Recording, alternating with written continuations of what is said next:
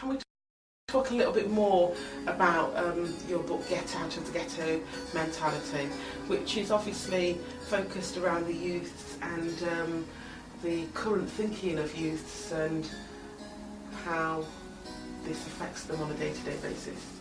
Yes, I was glad. In fact, that was not even my own inspiration. I was invited, one of the readers of the Inklings of a Black Christ. Please, Pitman, this time, in order to make the Black Christ more realistic, more relevant to us in our day, could you please address the plight of the youth?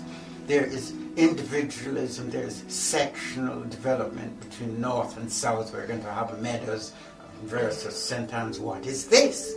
Can you try and do something this time to address it? So I decided to take it on my own steam. I'm not really trained as a journalist, but it became self-perpetuating for me to just go out there and by hook or by crook, I interviewed the prostitutes, I interviewed the drug addicts, interviewed those who were in prison and those who were biding time, interviewed those who were kicking the cans from top of Radford Road all the way along Baba's Mill, and found out through ad hoc experience by day and by night that it is taking me into a completely new. So the ethos is here now. I'm trying to counterbalance it with parents who, for instance, lost their sons in the event of gang wars. They would not talk to journalists. They hardly wanted to talk to the police. It was too heart-rending. But they opened their doors for me to come and interview them. And for this sacred reason alone, I give thanks to the fact that I was able not just to report what youths have said to me in confidence, but to report what parents have also said in the wake of having lost their sons.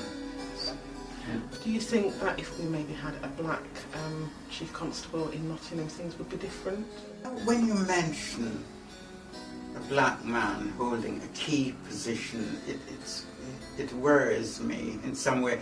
Is he Afrocentric in his outlook on life, or will he be a perpetuator of the Eurocentric system? And for a start, I just can't begin to imagine now how wonderfully wooed the people of Nottingham were when we saw Bernie Grant. He is one of the greatest orators of our time, and all of the principles we're struggling for. But in those days, he was not yet in Parliament. He didn't get there. And when he got there, he was hounded. He became pro-police, and I'm thinking, oh no, pro-establishment, pro all of the wonderful things. Are you sure that wasn't a media perception of him? Because at one stage they were calling him Bobby Learning. Right, well, the role of the media, it's in the best interests of us and our concepts and ideals. Our view can perhaps be undermined by the media. I take that point seriously. Often undermined based on the fact that we do not have the strong media outlets and media exposure, so we're unable to get that view across. However, that is changing because we have the internet, so we have an equal voice, and I believe that it's also our job as well to ensure that people can use the technology and are able to access information at that level. I'm so inspired, Pitman. This has been a really wonderful experience to be able to interview you. Yes, and I'm inspired to work along with you.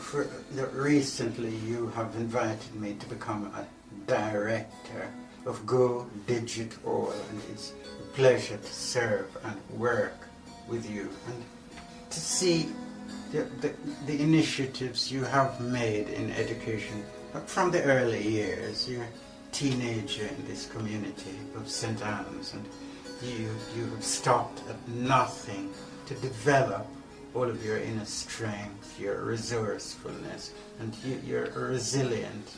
You're still a young person. You're very, very determined. And I like to see the pace setters of today, the standards that you have set for other young people to move forward and let us take the bull by both horns and say, death to the Eurocentric ideals of the 20th. That is going to be yesterday's men. We need to move forward. And that is why I am glad that the centenary or the bicentenary of the Slave Trade Act is now giving us a chance to question it properly and find out who our liberators are. Then things begin to shift and move. It's Sam Sharp burning down 16 sugar factories in one night. He initiated in the first place in Jamaica a peaceful revolution. He was the father of it. Martin Luther King borrowed from the pages of this man. It was a peaceful revolution that turned out, unfortunately, to a massive, what you call a riot, which frightened the lives out of the British Parliament, including Wilberforce. So he turned around, and when he saw that we took the fight in our hands, he turned tails and ran. He said, well, all of the planters and the slaveholders have got to be compensated because we see that this slavery business is not going to last. The guys from Africa, we have taken it in our hands. We need to continue that process, and we will get there however long it takes.